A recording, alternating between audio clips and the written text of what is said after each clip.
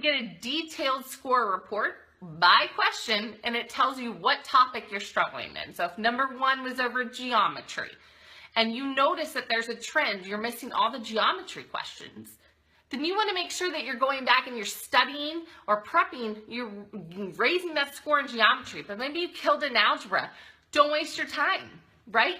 Focus on those weak areas. That'll give you a good indication of where you need to start.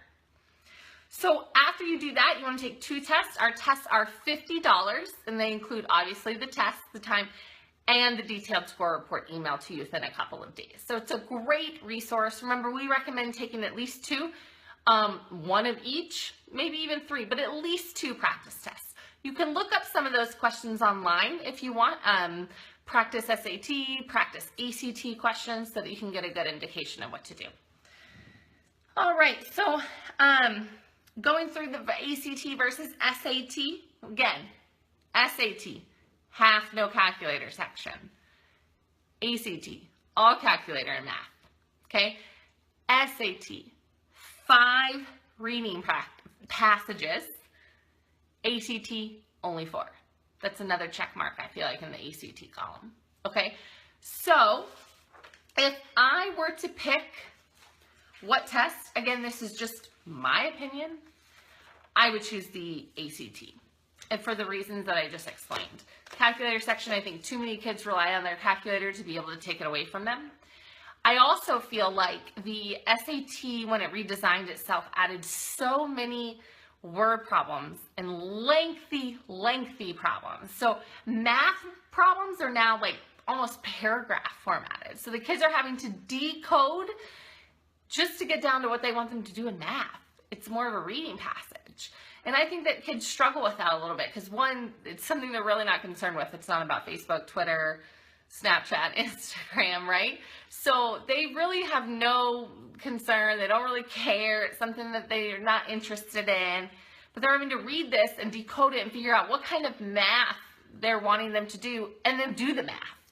So I think students really struggle with that on the SAT, where the ACT, it just gives you the math problem and you solve the math problem. I think that's a lot easier for students.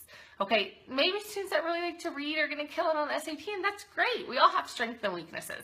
Mine would be the ACT. I like to just kind of read what they want me to do and do it. I don't need any extra words or fanciness to go with that. So that's what I would choose. All right, so national averages. Let's talk about what the national averages are in these schools. So let me put something up there real quick.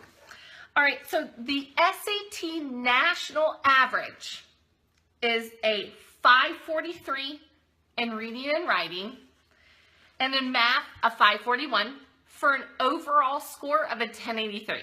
So the SAT overall score, 1083. The national average for the ACT is a 21, okay? 21, those are national averages, so you wanna be right around there. I'm not sure if many of you know, but you can get automatic admissions into some of these schools.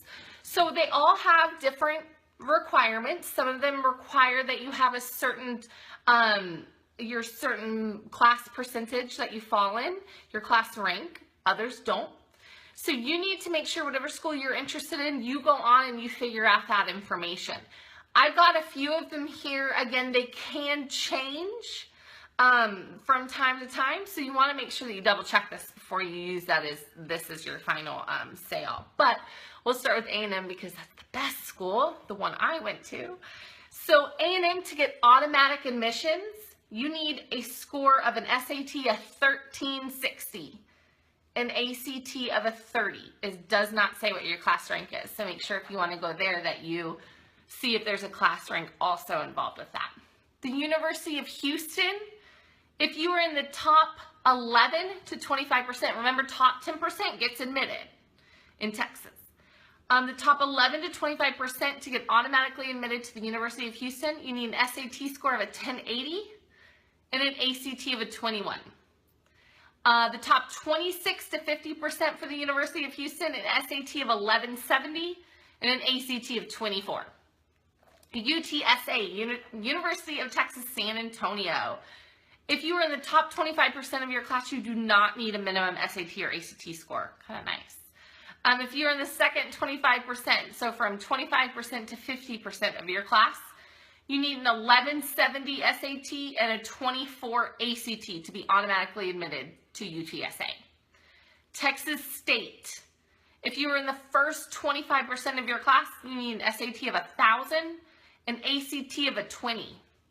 Second quarter of your class, SAT of 1090, ACT of 22. Third quarter, SAT of 1250, ACT of 26.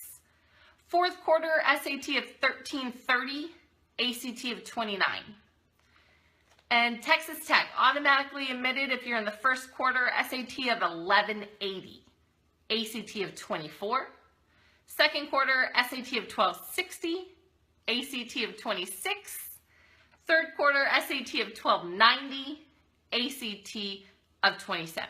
So those are just some that I found in order to help you better understand that. Some people had no clue that you could get automatically admitted on that. Some of the parents that I've talked to. So it's kind of nice to know that that is an option if your student's still looking at that you can prep and prepare and you can get that SAT or ACT score and automatically be admitted to any of those colleges. So it's a great opportunity if your child can pull that off. So we do offer, like I said before, pre-tests at Kearney's Tutoring for $50. We also offer prep classes. Our prep classes run for 6 weeks, 45 minutes per subject per week. And you can pick, maybe you just want to focus on math and you just take the math class. If you just want to focus on the reading writing, then you just take the reading writing. It is not required that you take both. We do like that you've already taken a test or you take a pre-test with us, because what we do is we send that to the tutors. They structure the class around the weakest areas of the student so we can raise that score. So every time you come into an SAT, ACT prep class with us, it looks completely different based on the students that are taking the class. So we structure it each time to who's taking the class. It's not just a one-size-fits-all approach. So we want to make sure that we're really structuring this to the students that are walking in our door to help them raise their scores, because that's what we want. We want all these kids to get automatically admitted or meet their goals that they've set for themselves. All of our goals are different, and we want to make sure that you reach yours. Okay? Another thing I forgot to mention was the ACT scoring system. I did mention that the national average was a 21. The scoring system is out of a 36, so that would be a perfect score if you got a 36. And then the SAT, I mentioned that the national average was a 1083, and that's on a 1600 scale. The new test is on a 1600 scale. So that would be a perfect score if you got a 1600. So I just wanted to share all that information with you. I'm sure there's some questions you may still have. Please feel free to email me at carneystutoring@gmail.com. You can message me here on Facebook as well. We want to answer all your questions, even if they don't relate to the ACT or SAT. If you have any questions about anything, please feel free to reach out. We can email you back or set up a phone call or even a meeting to make sure that you feel comfortable going forward in whatever it is that you have questions with. So I hope you guys are all staying dry. Contact us if you need anything. We hope you have a good night. Bye.